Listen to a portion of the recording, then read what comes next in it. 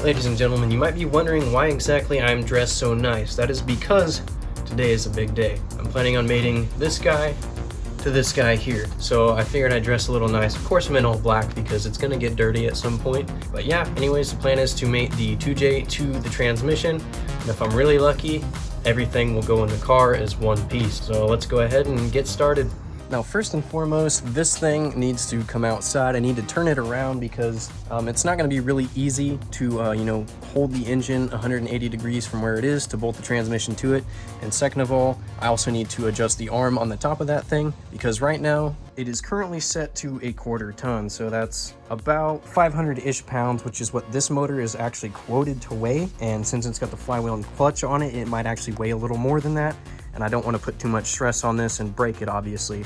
So if I'm adding a transmission to it, which that thing's probably a couple 100 pounds at best, then at the very least, I need to move this back to here or maybe even here.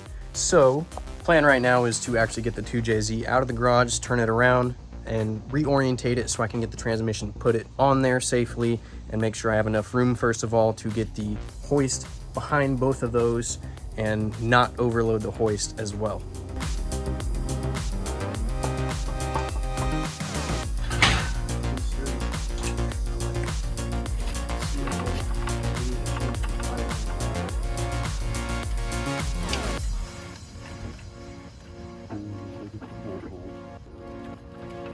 The camera can see that there's a dowel there and a dowel in the same spot on the adapter plate, so that's got to come out. That is the easiest dowel to remove ever. This is something that only a genius dad would think of. Clamping it so that the dowel will go in. Big smart. All right, update. Got a bolt there, bolt there, bolt there. Trying to get this one to go in. We got to basically drill this out a little larger so that this bolt can go in from this side and thread into those. This is a little bit smaller on this side for whatever reason. That bolt's in, then over here, that bolt's in, that bolt's in, and that bolt's in. And then down here, you can get it. You can see that the transmission is threaded and so is the adapter plate on both of those. I doubt they're gonna line up. Might have to drill either the adapter plate or the transmission for those two out as well, but I will let you guys know. All right, video update. It's probably been like, I don't know, an hour, maybe more. But this hole had to be drilled out larger so that a bolt could go through. The bolt they supplied was too long, so we got a shorter bolt for that. Basically just tap from the back side into this direction to clear out any aluminum that was in the way. So drill that out, tap the back side of it to match the threads over here. That went in fine. Then underneath here, there were two bolts that really couldn't go in. So back here, I don't know if there's a good angle I can get of it, but you can see a hole there. I had to tap again from this side all the way through to the other side because the thread pitch on the adapter plate was not the same as the transmission over here. Basically just re-threaded everything so these threads would match the adapter plate, and then put two bolts without washers on because there was like no clearance here. You can actually see that that one, I had to grind off part of the lower oil pan just to get that bolt to go in. But both of these are tight. Now I just need to torque the ones on top. So according to the 350Z manual, the big bolts are about 55 foot-pounds and then the smaller ones are around 34. So that's what I'm gonna do with this. If it feels like it's getting too tight, then I'll just slow down a little bit, but it should be okay.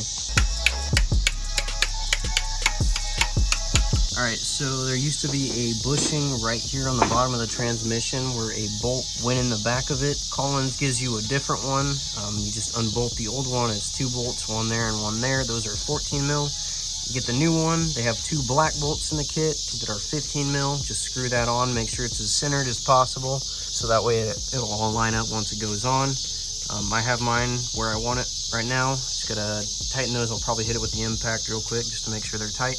Impact it. This thing's essentially ready to go in the car. Probably do it tomorrow because we'll have more time. It's almost sundown currently. So see you tomorrow.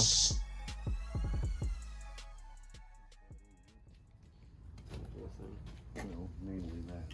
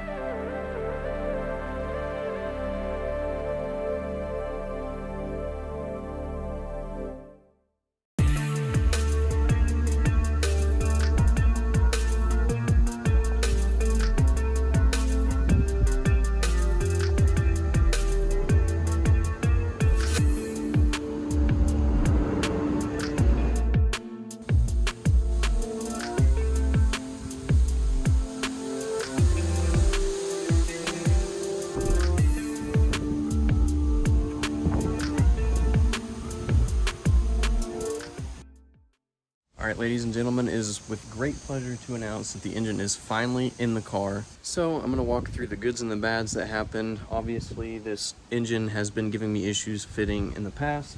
So in the past, we had to hammer the firewall in to get the intake to clear. It is still touching, unfortunately, but it's a bit too late to worry about that right now. So for the time being, that's gonna stay the way it is. But on the turbo side, however, there is nothing but clearance over there. So that side is perfectly good. The only real hiccup we had was that this sensor right here is a vacuum sensor. It hit on this hose going in, snapped it off, so I'm gonna have to replace that one now, which is unfortunate, but it's gonna be very necessary to run the twin turbo system. Now going underneath the car, I did take the shifter completely off just so I could have more clearance on the top, make it easier to get the actual entire assembly in. So pulled that off, gave me clearance there. Right here, this is the new cross member brace that they gave you when you order the Collins kit. So it comes with those 4 silver bolts that go into the chassis itself, and these 2 gold ones that bolt into the bushing. Looking straight up from the bottom, you can see that it is very well centered now. And right here, I've got the bolts all the way forward. It seems to fit just fine. It looks like it's actually right back in the OEM position, which is perfect. So if you plan on doing this swap and you want a shifter bracket that's going to line exactly up with the OEM spot, Auto Sports Engineering makes that. It's the perfect length for OEM fitment. Now going forward, this is a little breather, I believe is what it is for the transmission. It used to bolt way up in here somewhere. I'm going to try to get the phone in there. So that bolt right there is where it used to bolt to, but it was interfering with the top when I was putting it in, so I just took it off and let it hang. I do plan on finding a way to relocate it, or at least put it back in the correct spot without it hitting something. And that's the back side of the turbo. So right here is the downpipe. You can see there's actually plenty of room for an exhaust to come down through here, or a downpipe I should say, which will just run straight along here, and then I'll reconnect it to the HKS H pipe here somewhere. And again, I just want to reiterate that we have so much clearance on this side. It's practically inches now. Literally, my only fitment issue is right there currently. So it looks like I got plenty of room right there for an oil filter. I can also run oil cooler lines from there to the front of the car pretty easily since there's so much space. I don't know if I mentioned it yet or not, but I'm gonna have to have an air cleaner coming through here. I have no idea if I'm gonna be able to get a pipe to clear through there and actually route up to the front, because it might interfere with this unless I go underneath here. Might have to relocate that. And then of course this is gonna be for the intercooler itself. And in other news, this right here is hitting on the bottom of the hood right about there, so I'm gonna have to notch that too. So obviously there's not a lot left to do to this thing, like pretty simple stuff: coolant lines, power steering lines, vacuum lines, wiring harness, drive shaft I gotta put in. That's not gonna be hard.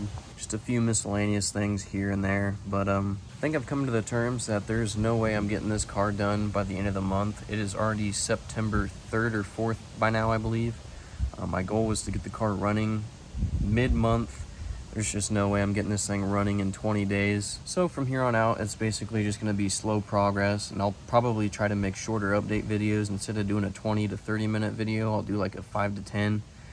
Just slow progress, obviously, more constant updates about it. Anyways, for the time being, I'm gonna leave this video here. I'll probably be posting an update sometime soon about the drive shaft, and then any kind of coolant, vacuum, whatever lines that I may end up doing, intercooler piping, whatever. But yeah, I'll be posting updates about that soon.